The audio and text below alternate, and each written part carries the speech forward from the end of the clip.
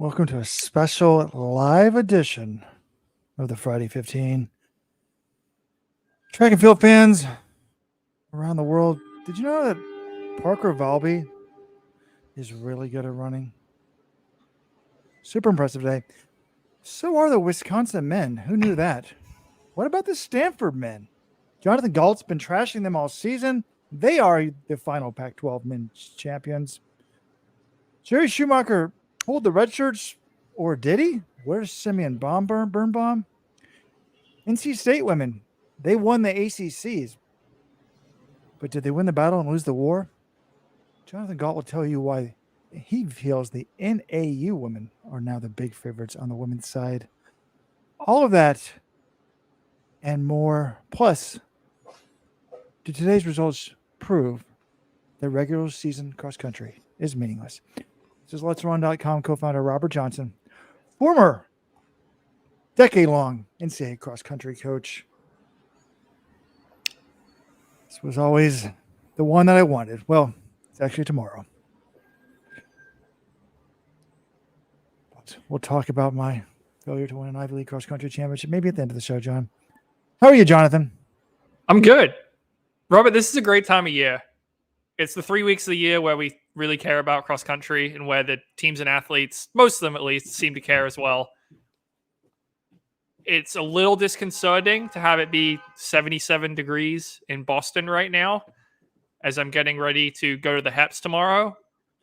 I know we had NCAAs in Florida a couple of years ago. It was nice and warm the day before, but it's just weird to me to have conference meets in like 70 plus degree weather. But I guess I'll have to get used to it because that's what's going to happen tomorrow with the HEPs. Yeah, today, a lot of great action. I like breaking down this stuff with you. I always enjoy our trips to the NCAA meet at the end of the season. And this is where, Wisconsin Invitational a couple weeks ago, that's where teams start to show their cards, but some of them still keep them up their sleeves. Oklahoma State, really, we still don't know what their men look like because they don't run in the Big 12 meet tomorrow. That might be the meet of the weekend. Big 12, you've got number 2, OK State, number 3, BYU, number 6, Texas on the men's side. And then you've got BYU, who are the pre-Nats champs on the women's side against Oklahoma State, who was a podium team last year in the women's race. So that's going to be a great meet. But let's talk about what happened today. And I thought what was really nice as a viewer, I wake up and almost immediately there's just cross country on. This must be what like an NFL fan on the West Coast feels like. I wake up, the ACC championships are on 8:30 a.m. Eastern. I turn on, watch those races. Then as soon as the men's race is over at ACC's, I get to watch, or maybe it's the women, I don't know. As soon as the ACC meet's over, I flip the channel. You've got John Anderson and Carrie Tollefson in South Carolina for the SEC meet. So I watched that. And then at that point, I was like, oh, I don't actually have the streams to access Big Tens or Pac-12s. But if you theoretically had all of these packages, which is probably impossible because of how they're geo-blocked, you could have watched every big conference meet one after the other. So it was kind of an interesting day. And what struck me was Parker Valby. I mean, we knew she was good. We knew she had taken a leap up based on how she ran at the Nutty Comb Invitational. She beat Caitlin Tui handily, but my God, was she impressive today, Robert. I mean, at 4K into this race, I was wondering, are we going to have a race on our hands? Parker Valby got passed and actually a little gapped by Doris Lemongole of Alabama, who is no joke. She's been rabbiting steeplechases on the Diamond League circuit in the past. She won the Joe Piani Invitational over this year over Kelsey Camille. Doris Lemongole is a really good runner, and she moved to the front, and I was like, what is going on right now? And that didn't last long. Parker Valby responded with a move of her own, ends up winning the race by 33.8 seconds, just a monstrous margin of victory. I'm wondering if Lemongole, because that was the point of the course where they run under the finish line, but then they got to do another 2K loop. I wonder if she just misjudged it and thought the race was over, because, I mean, she still finished second, but 33.8 second margin of victory for Parker Valby. 18:37.5. I don't really care about the time. It's probably not a full 6K, but it was dominance, and even greater degree of dominance than we saw last year from Valby. It sounds like she did misjudge it, John. How else can you explain it? I actually, full disclosure, did not watch any of these races live. I watched a lot of the timing, but when I was creating the streaming page, I'm like, it is so annoying to figure out, like, even though I pay hundreds of dollars package and this streaming package and last night I was trying to watch Thursday Night Football, turn on cable, YouTube TV. I'm like, wait, I have to go open up a different damn app to watch it, Amazon Prime. Like, it's so annoying to me. I'm just like, screw it. I'm not even gonna try. Like, do I have the ACC network? I probably pay for that. SEC Careful, network, Robert. You're probably. starting to sound like an old man. I know, but that's fine. But I think this is a good, well, but other than the dominant victory, impressive by Volby, but it shows to me that she actually listens to her body. Like, she's not just like, oh, I've got to get ahead of everybody. Like, if this girl's getting ahead of her, she's going to let her get ahead of her. She's not like blindly running stupid. Sometimes people think, oh, I have to have the lead. I have to have the lead. I have to have the lead. I'm like, we've talked about this in the Occupinger Bitch in the 1500s. If some person's being an idiot and wants to run ahead of you, let them run ahead of you. You have to know your own governor. Where is your max level? And she did that perfectly today. But she said that exactly that in her post-race interview, Robert, which I thought was great. She was like, look, if she's going to pass me and continue that, I can't keep up with that pace. I'm just going to let her go, which I think is good. And you need that skill, especially as she continues to advance in her own career. You know, there was, 4 major meets today, John, in terms of Power 5 conferences. I think the best way to do it, let's just go in the order that they happened. Otherwise, we're going to be jumping around too much. I mean, we kind of hit the big pictures at the beginning, but I guess we started off this morning with the ACC men. I was kind of excited. My upstate, now that I'm no longer in upstate New York, Syracuse, feel like I'm always rooting for the underdog. I know they won a national title. You're rooting for Syracuse, who was number 4 in the country coming in, ranked well ahead of any other team in the field. You viewed them as the underdog?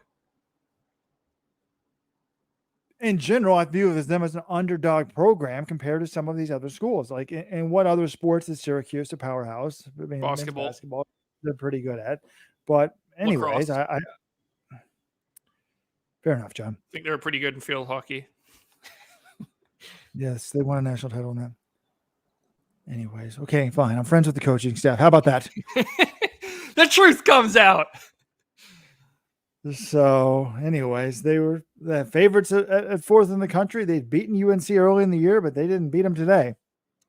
No, I mean, UNC beat them at the Virginia Invitational back in September, but Syracuse ran a lot better at Nuttycombe, and going in, they convincingly beat North Carolina in that meet by almost 150 points. So I was thinking, okay, this is Syracuse's race to lose. And 2 things happened. 1, UNC ran well.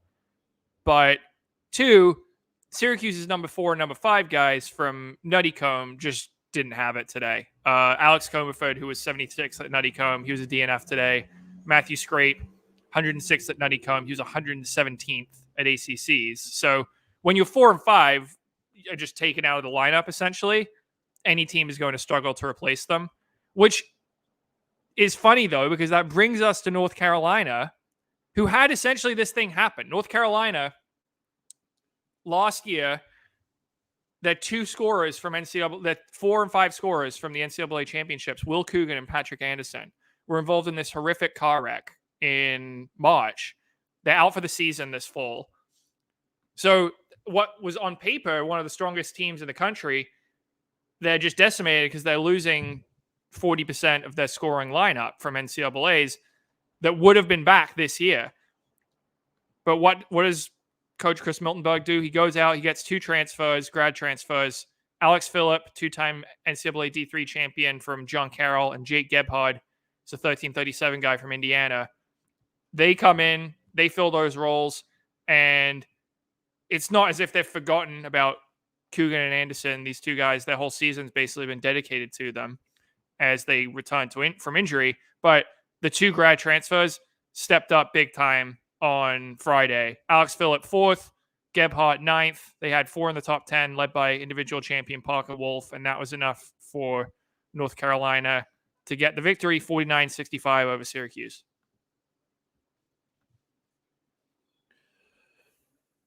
This is title number 1. Chris Miltenberg at UNC. Came from Stanford, 5 years ago? 4 years ago. And John's pointed out he's kind of slowly moved up the ranks each year. I'm trying to pull it up on our document. 9th in 2020, 4th in 2021, 3rd in 2022, and 1st today. So wonder if it took him a little bit longer than he thought. You walk into Stanford, you can win right away. You walk in at UNC, it's going to take some time, but congrats to them. To me, when I was looking at these results, obviously I was going to see which team won, but Parker Wolf was your individual champion. I was looking immediately. Well, there was a Cornell grad on the Syracuse team. Perry McKinnon was 5th, but big picture wise, I was like, okay, where's Rocky Hansen of Wake Forest? And I scroll down through the top 10. I scroll down to the top 20. I immediately go to Control F, type in Hansen, and I'm like, John, he didn't run. And you texted Coach Hayes, and he's like, how did he describe it, John? He said he got banged up at the Nuttycombe Invitational 2 weeks ago. So we've also learned it was a foot injury. And I said, do you think he'll run NCAAs? And he said, I do, but we have to get there first. So unclear if that means we're going to try to qualify as a team and he'll join us if we make it, or he'll be back for regionals 2 weeks from now and we'll try to qualify individually or as a team. So still a little up in the air. I mean, I think it's smart. This guy is clearly a really, really talented runner. He's only a freshman. It would have been great to see him out there today, but you don't want to take any risks with a guy that good. So I'm glad that they're being cautious with him, and hopefully we get to see him again this season because he's an electrifying talent.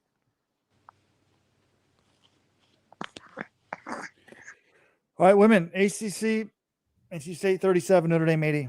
Oh, one other thing about the men. Gary Martin, the sub-4 guy in high school, he was what? Was it 8th, if my memory is correct? Yep. He was this number 2 man for UVA, 8th. And it just reminds me of something when I ran into talked to Vin Lanana. I forgot where I ran into him last spring or in the summer at some meet. He's like, Gary could be a really good 5K runner. So looking that way. Yeah. No, this is a solid distance conference. 5 ranked teams. So a good run for Gary Martin to finish in the top 10 there. All right, women's side, North Carolina State rolls. We knew this coming in. We expected them to win. I mean, Notre Dame's a good team, but they just don't have the talent of NC State. The question to me, I knew that Caitlin Toohey and Kelsey Camille were going to run well. Those two are constants. I wanted to see, what did Sam Bush do? She dropped out at Nuttycombe. And does Amaris Tanisma, A, does she run, and B, how does she look? Because she's a multi-time top 10 finisher at NCAA Cross who hasn't raced for them at all this year. And the answer is not great. Sam Bush, 11th place. That's not like a disaster. It is lower than she's finished either of the last 2 years. She was 15th at NCAAs. But that at least is like, okay, she's got a result down. Maybe 3 weeks from now, she can, improve a little bit. And then Amaris Tanisma, this was concerning. She was 15th at 5K. She ran the race. She was not at the very front, but she was running okay. And she ends up feeling calf cramp with 800 meters to go and decides not to take any chances. She drops out. So between the two of them, Bush and Tanisma, 2 women who were in the top 15 at NCAAs last year, you get an 11th place in DNF. That's really not what you want to see 3 weeks out. And look, shout out to Caitlin Toohey, who successfully defended her individual title. Shout out to Kelsey Camille, who finished 3rd overall. And shout out especially Leah Stevens, true freshman, 8th place. She's just been brilliant all season long, like stepping into a powerhouse program and contributing right away. That's hard to do. But I look at this and our whole thing was, okay, NC State got beaten soundly by NAU at Wisconsin, but they were missing 2 of their biggest talents.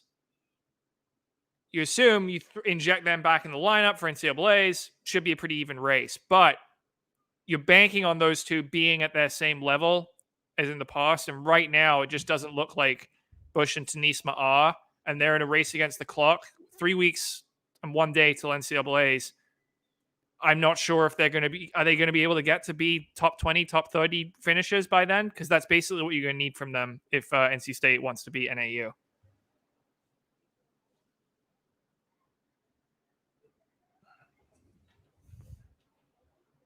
I see what you're saying, John, but I mean, I guess it wasn't that close when they raced 2 weeks ago at Nuttycom. It was NAU 52, NC State 95.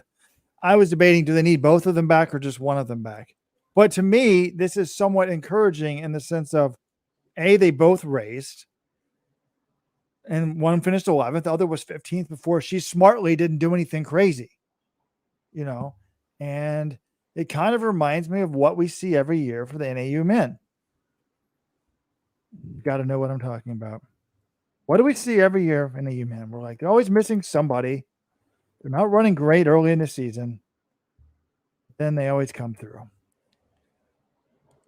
Yeah, look, NC State did this last year with Nevada Moreno. Essentially comes out and gets like 32nd or something, saves their tail, like runs the race of her life.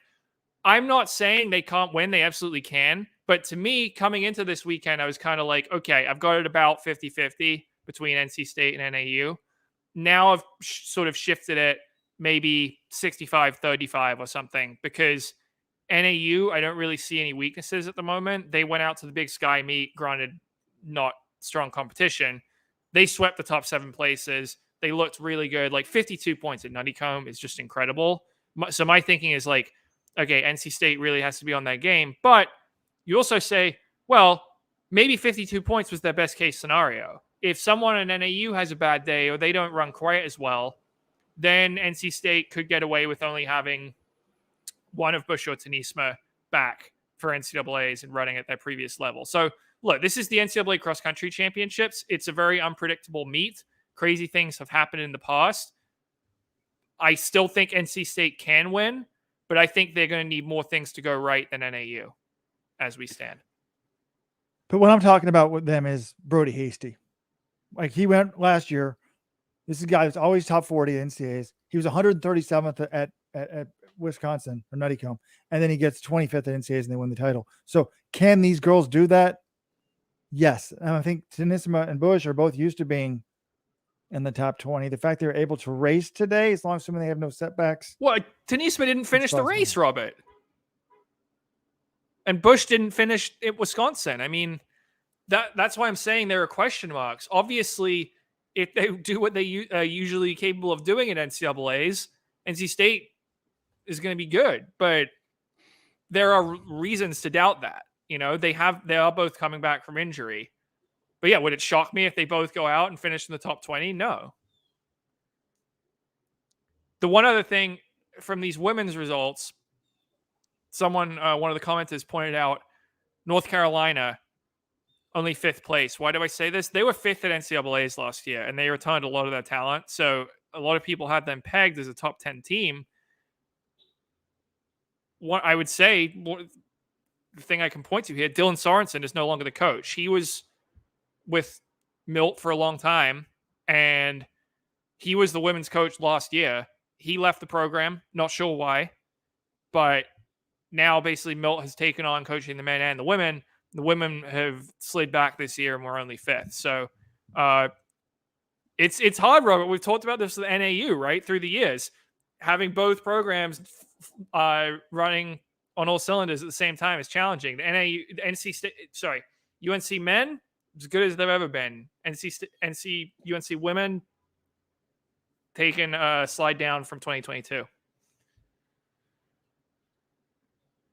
To get to the bottom, where's Mr. Sorensen, John? I don't know. Maybe have to look into that, but I'm not sure what happened.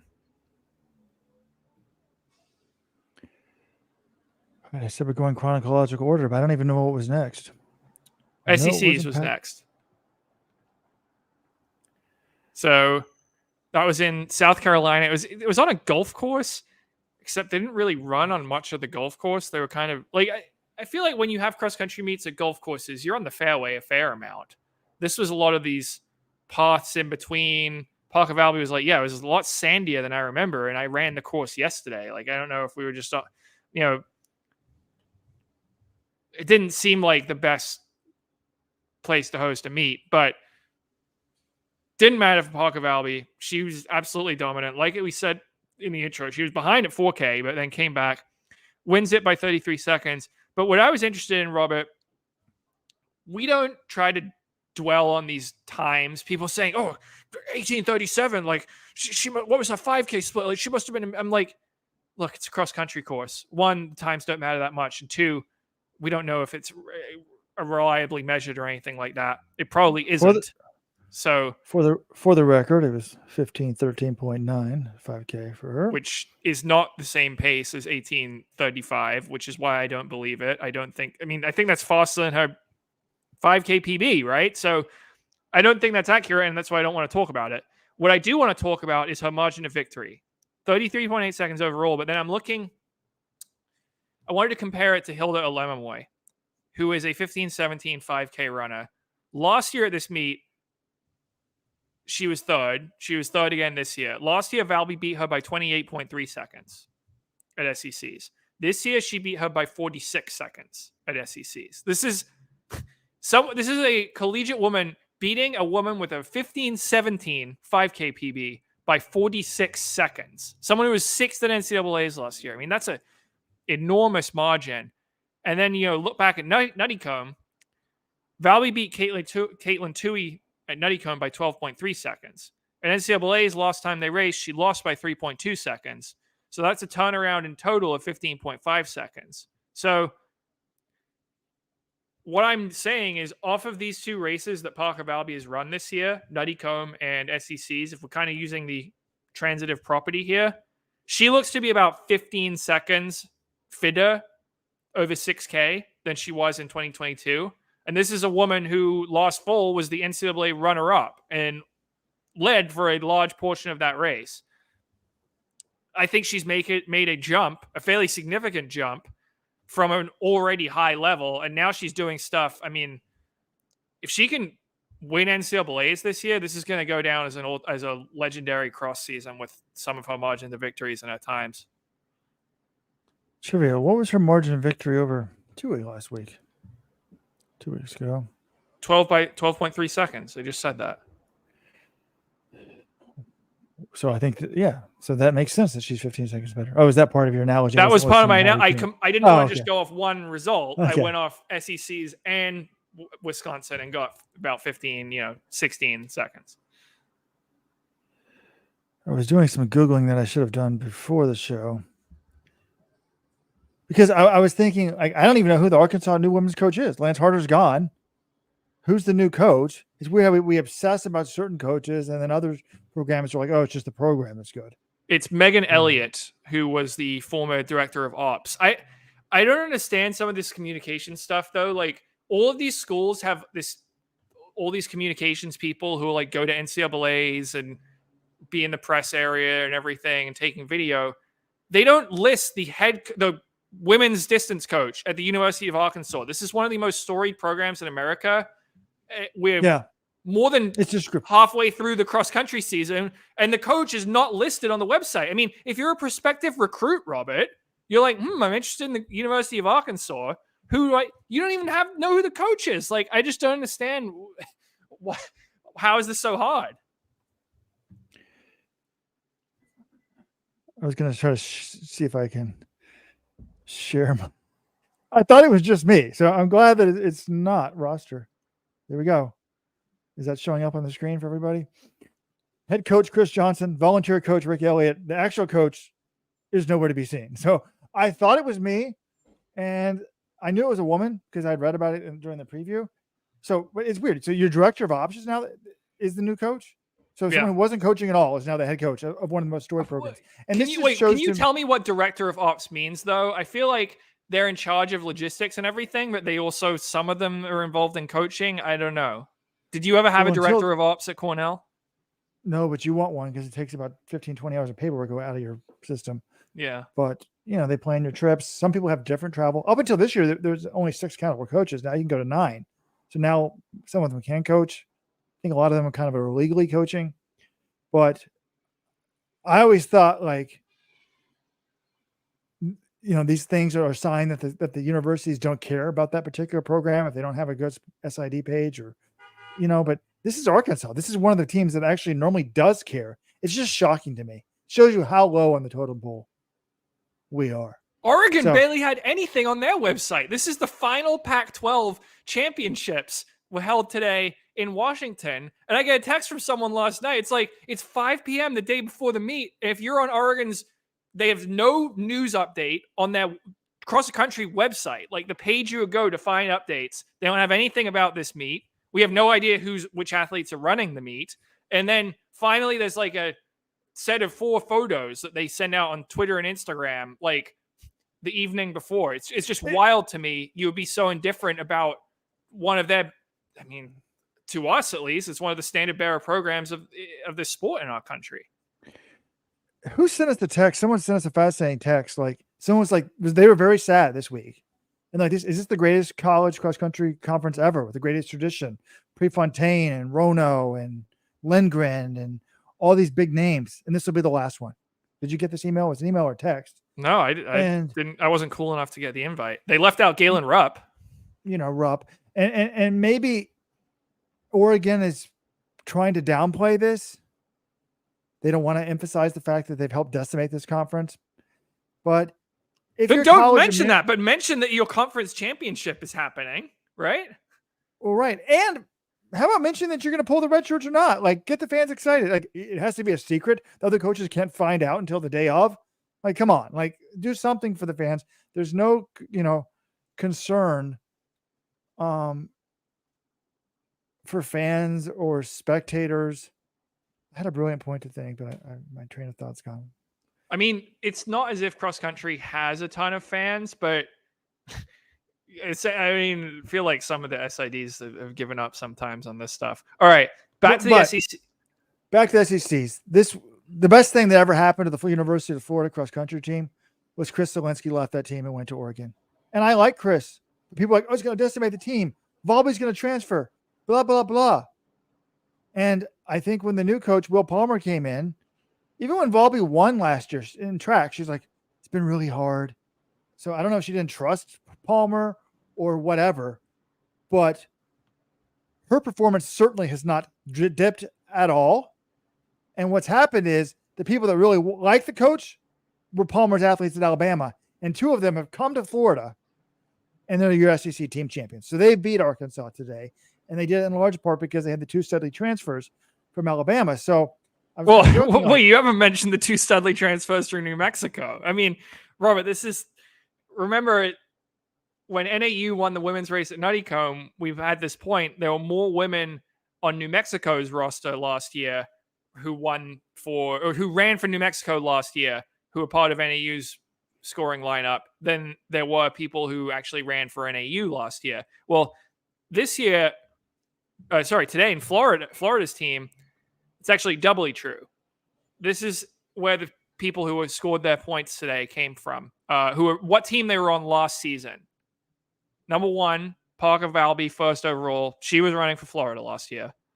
Then 4th overall, Flamena Asicol, Alabama, followed Coach Will Palmer. 8th overall, Amelia Mazzadowney, transferred from New Mexico once Joe Franklin left. 17th overall, Elise Thorner, transferred from New Mexico when Joe Franklin left. 19th overall, Allison Wilson, followed Will Palmer from Alabama. So you've got 2 former Alabama runners, 2 former New Mexico runners, and 1 who's been at Florida the whole time. And that's how you win a conference title in 1 year.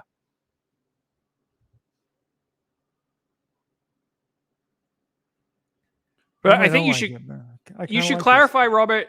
You said it's not a knock on Zielinski. I don't think it's not like, oh, Chris Zielinski was holding this program down. No. It's just that his departure paved the way for a unique situation where you get 2 transfers from the old coach, plus New Mexico just having a fire sale with all those athletes. I'm just saying, in the middle of last year, if you told me, oh my God, the coach leaves in the middle of the season, you're like, that's going to screw the program. Yeah. And it's showing in the year 2023. It doesn't matter. First of all, you can reload if you're in a school like Florida. And I'm wondering if some of these schools are just throwing out a little bit of NIL money to entice them on these scholarships. But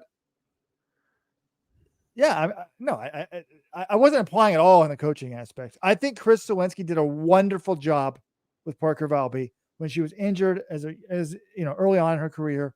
Got her to keep believing you're a big talent, you can't quit, and that's massive. But the ball has kept rolling now that she's so good, and I think she's doing really well.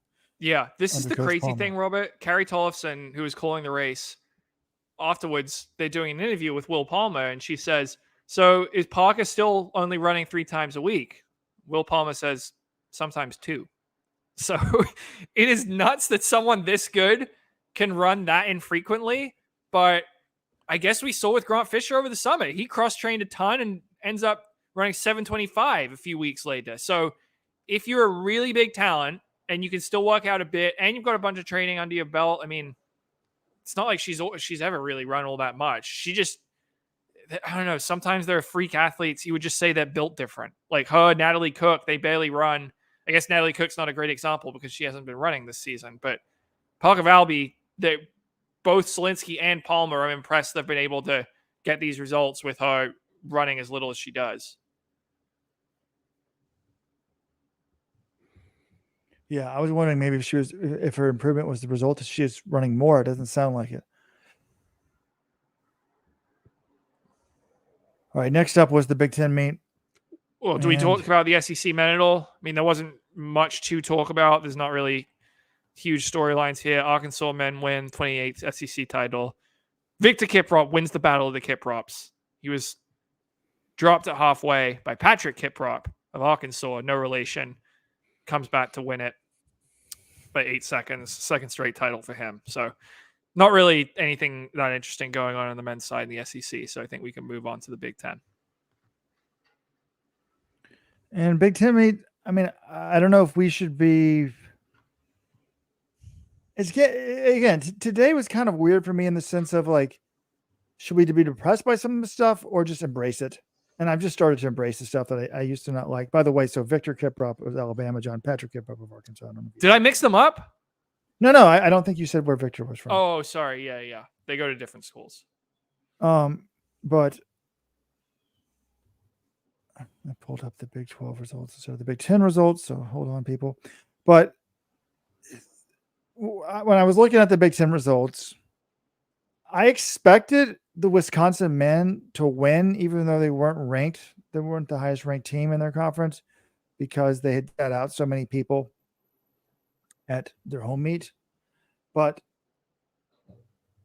when they scored 19 points, Wisconsin 19, Michigan 63, Michigan State 86. Now, there's only 2 ranked teams in the league. So it's a terrible, not terrible, but for a Power 5 conference, this is a really bad, right? Conference. I don't know if I would call it a really bad. I mean, yeah, only 2 teams. There's 19. Michigan was the only other team. It's not like a really strong year in the Big Ten, but still 19 points is 19 points. That's terrific. It's the lowest score by any team at Big Tens since the 2011 Wisconsin team, future national champions, scored 17. Also, couple big numbers. 54th Big Ten cross-country title for the Wisconsin men. I mean, that's just insane.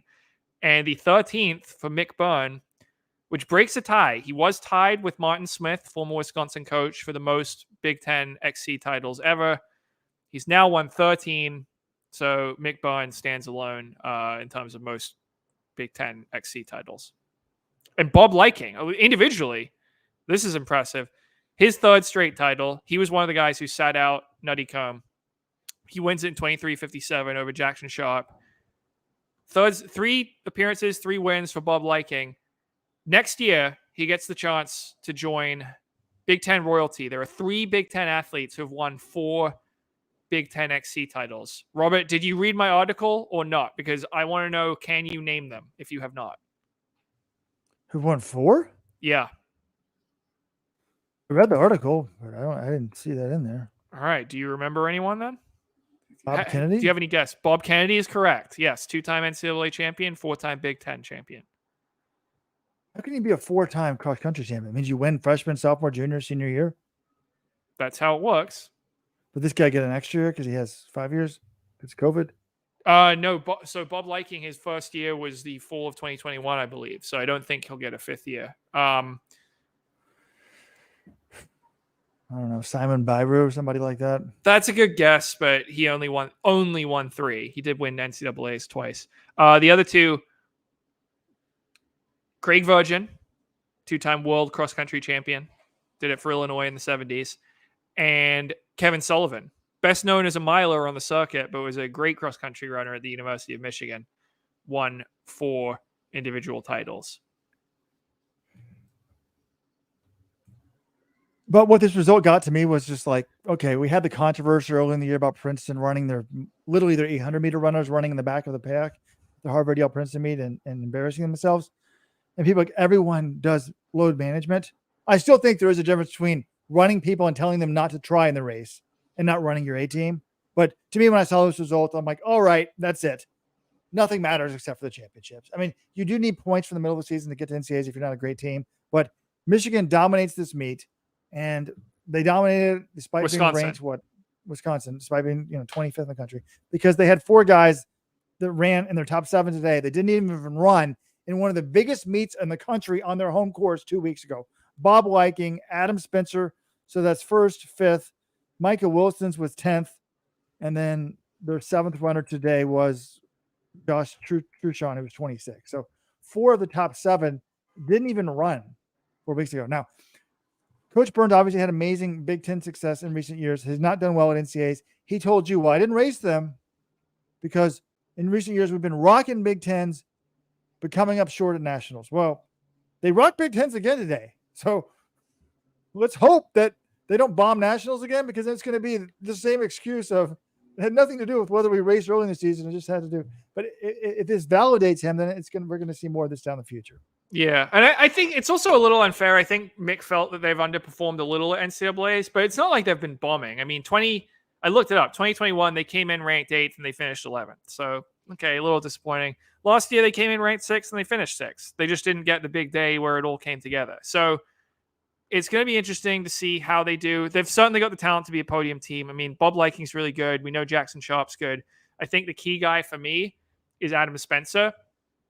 He's a 331, 1500 guy. Like, he's the one guy who I think it's defensible to hold him out of Nuttycombe, because his track season went all the way through the World Championships. So if you want to ease him back in, that's fine. I don't have an issue with that.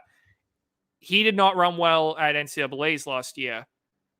If he can successfully go up to 10K, they're going to be a force to be reckoned with. But yeah, this was a really impressive result. But like you said, they still need to kind of prove, like, look, these flags fly forever. You can get a Big Ten title out of it. But if this whole approach is about being better in November, which is Mick Byrne, what he texted me after I said, why'd you guys hold these guys out? You got to get it done at NCAAs on the day. So TBD on that, but a great run today. Impressive history for Mick Byrne, for the program as a whole, for Bob Liking. And then 3rd place, by the way, Robert, Tom Brady of Michigan.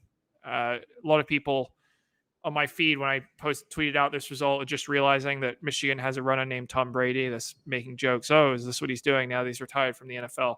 He's been there for a while, people. He's quite a good runner, so put some respect on his name.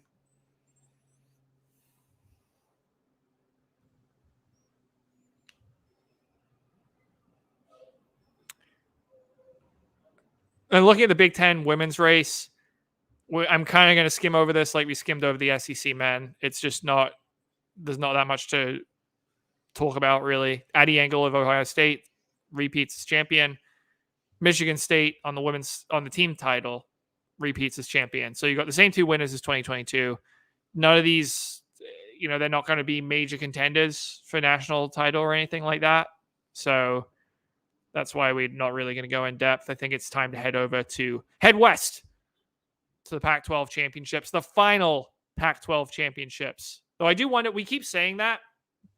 I wonder if this conference, like, somehow they keep the name and it's just like an entirely new thing, like what happened to the Big East a few years ago. But of the 12 teams in the conference, 10 of them are leaving. Washington State and Oregon State are the only ones who haven't announced their plans for Oh, next season. I meant to say, and if you're an administrator earlier, and I'm on Oregon State and Washington State side in this, they're trying to sue the rest of the teams. Like once they left, they said they're off the board, so we can keep the board, which means they could probably keep more money. I'm all for that. And if you're a college administrator, you really should be ashamed of yourself. What you've done to sports and to teach kids about greed. I guess you're teaching people what the modern world is like. Greedy as F, but it's disgraceful. Like at a minimum, they should have done men's basketball and men's football in these power TV hungry conferences, and then everybody else. Why can't we still have the Pac-12 for cross country? Does the women's, instead of the Oregon State volleyball team driving an hour to Oregon, do they need to fly out?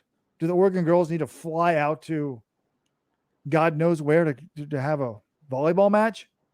Robert, I love this idea. I don't know if there's some administrative reasons about it, but we see this. We already see this in college sports. Some teams aren't in the same conference for every single sport. Notre Dame's in the ACC for basketball, but they're an independent in football. Other schools, if some of the Olympic style sports or whatever, the conference makeups are a little different. There's no Pac-12 conference indoors, so there's this Mountain Pacific Sports Federation. Like, I feel like it would be manageable to keep the traditional conference affiliations for the non-revenue sports while, just transforming college football into some super conference. Let's see. Take it up with Charlie Baker, former Massachusetts governor. He's now the guy in charge of the NCAA. I think it's kind of too late, though. The horse is bolted the stable. All right. Pac-12. But we already confirmed on this show earlier that they don't care about these minor sports anyway. So I don't think it's too late. I had a Power 5 AD beg me to write an editorial saying that we should get rid of NCAA track regionals because they couldn't afford it, which is a joke. Wait, a Power 5 AD was begging you? Said that they would pay me to write an editorial to end the NCAA regional system because they didn't want to have to pay for it. I didn't know you trafficked in those circles. Power 5 athletic director and Robert Johnson. Ooh. All right, let's go to the Pac-12s. One reason you could say we saved this for last is that we were hoping the results would come up, but guess what? It's now almost 3 hours after the men's race is over, and the results page still isn't working. So, what do you mean? I've got results. What do you mean? I don't. How do you have results? Where are you looking? We've got live results. All right, tell me who was 13th place in the men's race, please. Hey, what happened? I had results at one point. I told you they had them briefly. Now they've disappeared. You made me mess it up. I had them on in front of my screen, and then I hit compile and they're gone. Oh my god! I literally had them, and I was trying to figure out where the freshmen were. Anyways, this was one of the meets I was most into because I've been saying on this very podcast for weeks that Jerry would pull. I heard that Jerry would pull the red shirts. Jerry Schumacher, the Oregon coach, would pull the red shirts off the freshmen. They were going to run this meet. And I thought, you know what? Stanford's only in the 20s. Colorado's the only ranked team in the top 10. I was like, Jerry's going to pull it. They might win this meet, and then people will have to apologize. Been ripping Jerry Schumacher. So I was kind of into this. I look up it live. They're about 10 minutes in, and I just start typing in Burns. I see Connor Burns is in the race. That's a freshman. So I'm like, wow, I pulled the freshman. Then I look for Birnbaum, who I think is the best freshman. He was not in there. And now since I can't pull up the results, I have no idea to find out if the third freshman Archie Noakes ran or not, John. Did he? He did run. He finished. I think he was even lower than Burns. Burns, I believe, was 26th from the results I saw, but I don't have it in front of me, obviously, because the page isn't working. I think Noakes was maybe 40-something. But the interesting thing, I'm looking at this. Now, Stanford men get the win. And this was a much-needed win because they had not been running well this year at all. They finally get a good race out of Cole Sprout, who was fourth. Kai Robinson, the NCAA 5K 10K champion, he won as expected. And Lex Young, I think, was 12th for them today. So pretty solid run for the true freshman. Leo did not run. But yeah, Stanford gets it done. 41-50 over Washington. Oregon was third with 60 points. And initially, you know how I was looking at as the race was finishing, and I'm seeing it pop up. Initially, Oregon was closer, and I'm like, Oh, I've oh got my the God. results. Oh, how'd you do this? All right, please Go share to them the- with me. Go to the Stanford schedule page. I'll put it in the top of the document. Okay. Because I'm looking at the results populating, and I was like, oh my God, if they had run Simeon Birnbaum in this race, they probably would have won. Because if you look at who Oregon's top 3 guys were, it was Elliott Cook, Josh Edwards, and Quincy Norman. Went 5, 6, 7. And Birnbaum had raced with those guys earlier this season at the Bill Dellinger Invitational, and he finished a fair amount ahead of Archie Noakes and Connor Burns, and he was right in between Quincy Norman and Josh Edwards, his Oregon teammates. He was redshirting, so he was unattached in that race. But if he did that again, he would have finished 7th, and that might have given them the points to win. Now, it turns out they lost by 19th, so he would have had to finish in like the top 2 or 3 for Oregon to win it. But I'm not saying there's a zero. Would it shock me if Simeon Birnbaum, who was the clear number 1 recruit after the last track season, comes in and got 3rd at the Pac-12s? Wouldn't have shocked me. So I don't know. I also don't know why Jerry didn't run him, because basically all I have to go off of are like Instagram shots of the team working out. But there was one they posted a week ago, and Birnbaum was in the shot. So I assume he's been running, but I don't know why you would run Connor Burns and Noakes, but you wouldn't run the best guy. That doesn't make sense to me. So there must be a valid reason, but if there's not, shame on you, Jerry. Shame on you. But to me, what's shocking about this results, Colorado's ranked 9th, Stanford's ranked 25th. Nobody else in the Pac-12 is ranked. And then the results, Stanford wins. Obviously, they're more talented than 41st. So they win 41. Washington, Myler U, who I've always thought, how are they that bad at cross country considering how good they are in the mile? They get 2nd, 50. Oregon 3rd. Colorado, who owned this conference since they joined it, always seems to rise up to the occasion. I don't know. Like, it is bombs, 81 points. So it's actually a good, but Colorado, I was going to say, it's a good result for Oregon and Washington to beat Colorado. If Colorado's 9th in the country, they're going to get points that might help them get to nationals, because Oregon doesn't have the large points they're going to need, right? But Colorado was terrible. 8, 11, 17, 18, and 27. And it wasn't like when I was watching this live at 5K splits, Colorado was way back. So I don't know, how to explain that, but it's weird. Like, just everything I used to hate, all the transfers now I like. I used to hate Stanford. Now I was rooting for them today as the underdog, although I was also rooting for Oregon. Wait, you like the transfers? I didn't think not from what we were talking about. I was transfers when NAU used them at Wisconsin. I was praising Florida today for winning. I kind of feel like anything goes in the SEC, though, right? Is that why?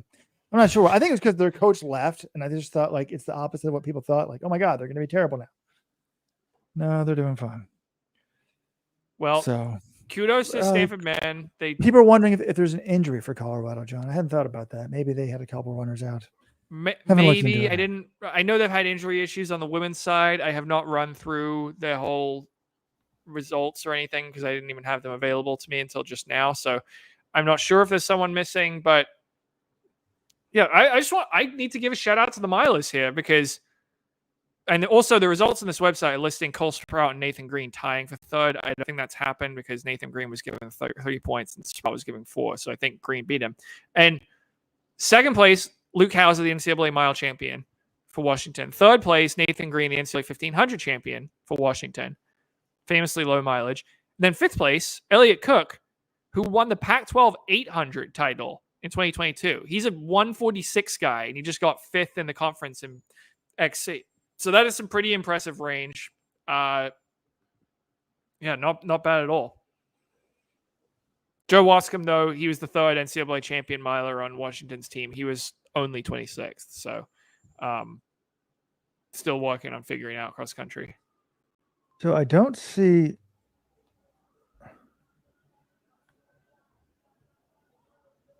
Oh, I do see him. It's just lower down. But by the way, about conferences that don't care. This is the official. I mean, they appear to be typed out. Pac-12 results. They don't even list the year of the athletes. Kai Robinson, Stanford time. Like, shouldn't they list their year on this website? Anyways, Isaiah Givens, the stud for Colorado, who was 24th at Nuttycombe, the guy that ran 3:55 in the miles, a freshman, he was only their second runner today, but he did run. He was 18th. So I don't know what happened to Colorado. Yeah, it's weird. Normally they're not a team that kind of they're always pretty consistent at Pac-12. Like you said, Robert, they've won 8 of the 13 Pac-12 titles on the men's side since they joined the conference in 2011. But the other thing about this, the Coaches Association pointed this out. Stanford has bragging rights forever now. They won their 17th Pac-12, Pac-10, Pac-8 championship in men's cross country. Oregon stuck on 16, and forever shall it stay that way. So Stanford will retain those bragging rights. I wouldn't be so confident John is saying forever. You never know. Fair enough. Let's look at the women's race. This one, bit of an upset. Going in, Stanford ranked number 5 in the country. This was a very strong field. If you look at the entrance, there were, I think, 6 teams who were ranked in the top 20 in the country. Number 5, Stanford. Number 9, Oregon State. Number 14, Oregon. Number 19, Washington. Number 20, Colorado. And number 21, Utah. So 6 teams in the top 21. And it was the 4th best ranked team coming in, Washington at number 19, who ends up winning this thing 58-60 over Stanford. First conference title for Washington since 2009. Great run for them. The win on the women's side, true freshman Amy Bunnage of Stanford. So it was an Aussie-Stanford sweep between her and Kai Robinson. Still only 18 years old. Like, this isn't some athlete who did a couple years of college and then came in. No, she's a phenom. Ran like 8:51 and 15:20 something, I think, last spring, and comes in right away and is a terrific NCAA runner. She gets the individual win, but Washington puts it together and gets the team victory over Stanford to spring the upset. 58-60. Colorado 3rd, 87. Oregon 4th, 88. Utah. Oregon State. This is a loaded conference there. Pals are, I guess the Pals never coached at Stanford. I was going to say, it's a good day for ex-Stanford people, some shape or form, right? Miltonberg wins at UNC. The Pals win at... Pals are Stanford alums. Yeah. So, yeah, I think that's kind of our wrap. I mean, like we said, Big Skies, I don't think we need to get into because NAU just crushed everyone on the men's and women's sides. Robert, any other storylines you wanted to talk about? Well, one of the guys in the YouTube chat wanted to know if anyone was injured from Colorado. I can confirm that. I just Googled the top 5. The top 5 from Winnicombe all ran today.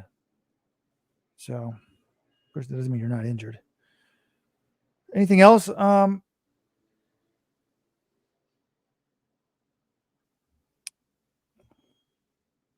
We all know, folks, that the big meet is tomorrow, folks. The Ivy League Cross Country Championships.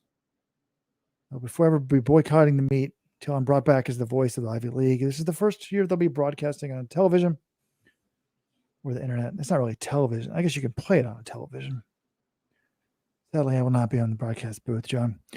But Harvard could win for the first time in 50 plus years.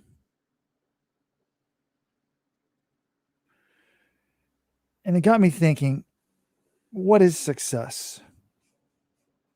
Because my alma mater, and it's kind of weird because if people think I'm biased for Princeton, not really. It's pretty miserable much of the time at Princeton. My best friend, Chris Lear, was pretty miserable, as was Victoria Lynch. So it was like our unfulfilling running experiences in college got us to be obsessed with running. But anyways, Princeton in recent years, 2 years, has won the Ivy League championships and then gotten destroyed by Harvard at the NCAAs. This year, this Princeton team seems to be better nationally. They're 15th in the country. They'll probably have their highest national finish that they've had in the last 3 years, but they're likely to lose the conference meet. So when you lose, should you be upset? I mean, obviously everybody wants to win, but I don't know. I went through this in some level as the assistant track coach at Cornell. Like 1 year at conference, we scored like 190 points. We lost, and my head boss, he didn't care. It was you score one more point than Princeton, and you're like amazing. You score 1 point less. I don't care if you score 299 points, they score 300, you suck. If you score 2 points and they score 1, you win. You're amazing. And sometimes I feel like you just gotta. It's a little bit of both. I mean, there's an arbitrariness of sports. I mean, we've seen this right in NFL, right? The kicker lines up for the game-winning kick. Didn't the Bills have the game-winning kick in the Super Bowl back in the day? Yeah. You know, and nowadays, as accurate as the kickers are, like should the announcers say, okay, 35-yard field goal, 85% chance the Buffalo Bills are your champions. Well, no, that's the crazy thing about that is like if Scott Norwood makes that kick, and sorry for the lack of trigger warning, Bills fans, but if Scott Norwood makes the kick at the end of Super Bowl 25, Jim Kelly's legacy is totally different. Like Jim Kelly's viewed as a champion, and they won their first Super Bowl, and okay, they lost 3 in a row, but he's still like always have that ring. And now they're just viewed as like, oh, the lovable Bills who couldn't get it done, but the outcome of one play literally could, have changed some of these athletes' legacies forever. So looking at Heps, Robert, though, the reason why Princeton got beat badly at NCAAs the last 2 years by Harvard, I mean, part of it is some of their guys didn't run as well, but part of it is Harvard has a very top-heavy team. They had a couple real studs in Acer Iverson and Graham Blanks, and that really helps your team score at NCAAs when you've got 2 people way up the field, as opposed to Princeton didn't quite have the superstars, but had the depth. And in a dual meet style meet like the Heps, which has basically been a Princeton Harvard dual meet the last 2 years, that can really help. And that could happen again this year. I mean, Harvard, I think, has their best team ever, but it's not like inconceivable that Princeton just pulls out and they get beaten at 1-2, but maybe that back end shows up. I think it's going to be interesting to see. I think Harvard will be favored, but big invitational cross country and 8-team conference meet, they're kind of different things. Correct. Low sticks don't help as much. It's also kind of weird this year because it's kind of almost like a dual meet because the other teams aren't as good. Anyways, folks, if you like my shirt, this Burrito Track Club shirt, they are sold out of the LetsRun.com store, but you can get another super soft shirt. Everybody I know sleeps in these things. Some people never take them off for like 3-4 days. So comfortable. Go to shop. Great sleeping shirt. Really great sleeping shirt. I've got the Let's Run, the Blue Supporters Club tee right now. Terrific shirt to sleep in. I didn't sleep in this one for the record, but I haven't lost. She did, folks. Oh my God. So we need to get you a brighter colored shirt. But if you like this show and don't want to have to catch it live when we randomly decide to go live on Fridays, normally we're not live. Normally our bonus podcast on Friday is for our supporters club only. Join the supporters club today. Support independent journalism. At the U.S., you can save like 15 or 20% on your shoes. Buy a $200 pair of shoes, you save $30. It's amazing. Or even 40. I forgot what the discount is. Go to letsrun.com/subscribe today. All right, guys. Well, yeah, thanks for tuning in. Got a couple more conference meets. Tomorrow we'll recap everything on our regular show as well. The Big 12 meet in Ames, Iowa. It's kind of crazy. I was thinking about BYU. Like, they could be at the West Coast meet in Malibu this weekend. Instead, they're going to Ames, or it's going to be in the 30s. So that's the trade-in for joining the Big 12. Someone's saying that Overbrook did not run for Colorado. We don't know. Any mistakes we had, you can't blame us. We've proven without a doubt that the schools do not care about cross country. They don't even put the years of the people up. They don't have live timing. The meets have been over for 3 or 4 hours. There's no like Stanford wins on their website. And we don't even know who the Arkansas coach is.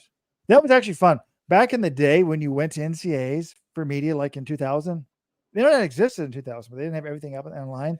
But back when we were in college, like you would go to NCAAs, you would go into the media room, and then there would be stacked printed copies of a media guide.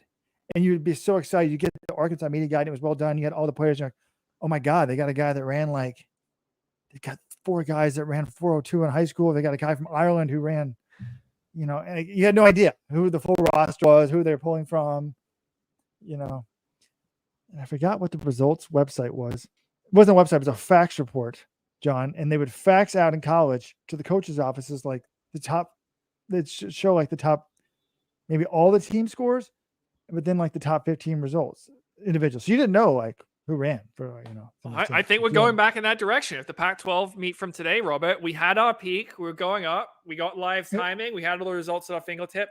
Now the roller coaster's on the way down. We're going back to in 10 years from now, we'll be back with the fax machines. It'll make it more exciting because we'll know less. You will be a star because you have a photographic memory. I will be exposed as a fraud. No, let's be more people though, because we'll actually call up the coaches. Might be office landlines or whatever. But if we have the scoop, like, oh, this team has this person now, or this was their results, they'll have to go to Let's Run to get all the information. All of those millions of college cross country fans out there have no choice but to come to. But if all technology is exploding and being turned off worldwide, why will Let's Run still exist? That doesn't. I wasn't thinking of all technology. I was just thinking in the specific realm of college cross country. So all the college coaches must lose their phones. No, I told you it's just what the sports information departments have right now. If they aren't promoting the sport, pretty soon we're just not going to get any results either. I think that all the sports people now they're being forced to go to opposing football teams and filming the practices, handing up their iPhones. By the way, I have a new iPhone today. Have you gotten yours, John? I sent you one. I did. I'm ashamed we're iPhone. I wish we were Android. Apple's in bed with China. Okay. Have a great weekend, everyone. Enjoy talking with you guys as always. We'll be back on Tuesday with another regular edition. It's New York City Marathon week, so get excited. Until then.